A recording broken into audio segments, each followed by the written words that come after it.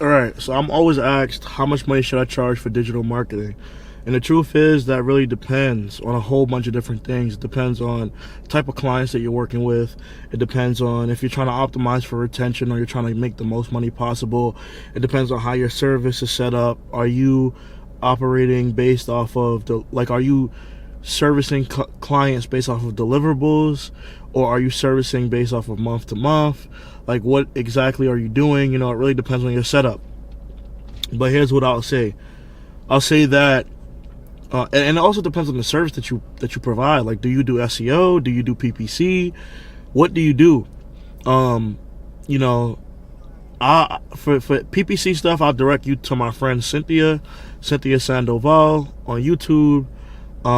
She's really good. She could tell you more about it. But I know that a lot of the times people charge a percentage of ad spend, which means that your money fluctuates based off of how much money they're spending. So obviously, the better that they do, the more that they'll want to spend and the more that you make. So that really just comes down to budget, right? And then for SEO, it's a little bit different. Like, if you work with attorneys, you can charge more than if you work with restaurants.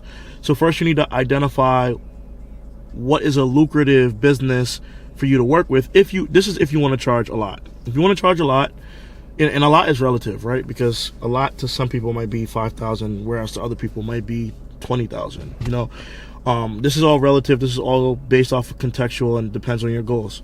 But if you want to charge, like, let's say $8K a month, then you should work with attorneys, right? And when you're working with those attorneys, you should have your service based off of what they need.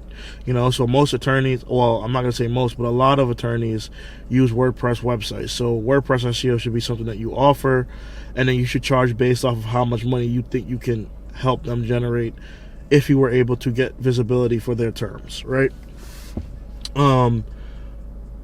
If you're doing deliverables, you can have a set fee for your deliverables, but it's still going to be different off of every type of business that you work with.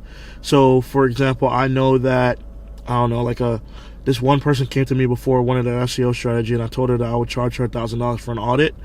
This was like way back then when I was charging $1,000 for an audit. I still do that sometimes, and she couldn't afford that, and to me, I was just like, well, I have other people that can pay more, right?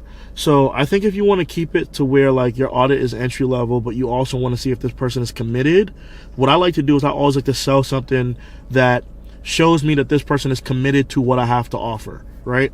So here's an example. The other day, a restaurant came to me and said they needed help with SEO, and I told them, okay, like, if you want help with SEO, I'll set up your Google. This is a company that doesn't have any online presence. They're only now starting.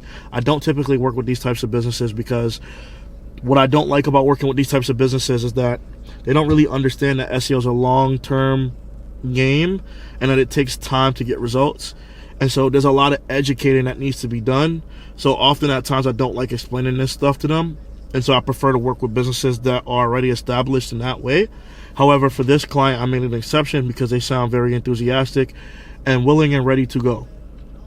So I charged them like a small fee of $500 to set up their Google business profile, which is going to take me like 30 minutes.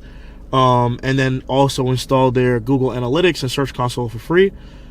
And that was just to see if they would commit to paying the $500. Now I know I can probably sell them a $1,200, $1,500 package just to help them with what they want to accomplish, right?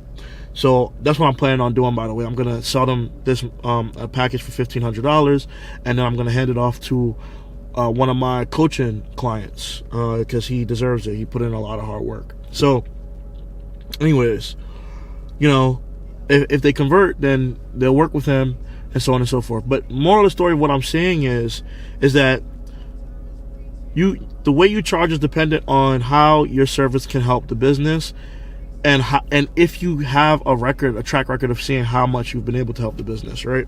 And then on top of that, you should start selling, like, if you're working with smaller businesses or just businesses in general, get them to commit on something first. Give away something for free, then give away something for pretty cheap, and then upsell them on something. Because I guarantee, if you, like, there's this rule that if somebody buys something for you for like $1, they're willing to spend like as much money as possible as long as they have it. So if you're selling somebody something for $500, they're committed, right? And then you can sell them the next thing for a little bit more than that, you know, $1,500, right? Which is $1,000 more. If they have it, they'll buy it from you. So this really started off of like, how much should you charge? But the answer really, it depends, you know, but ultimately it's based off of the value that your service provides to the business. And I feel like a lot of people in SEO romanticize over SEO. Don't be that person. Like, realistically evaluate how much you help that business and then make your decision based off of that. And that's it. That's the video.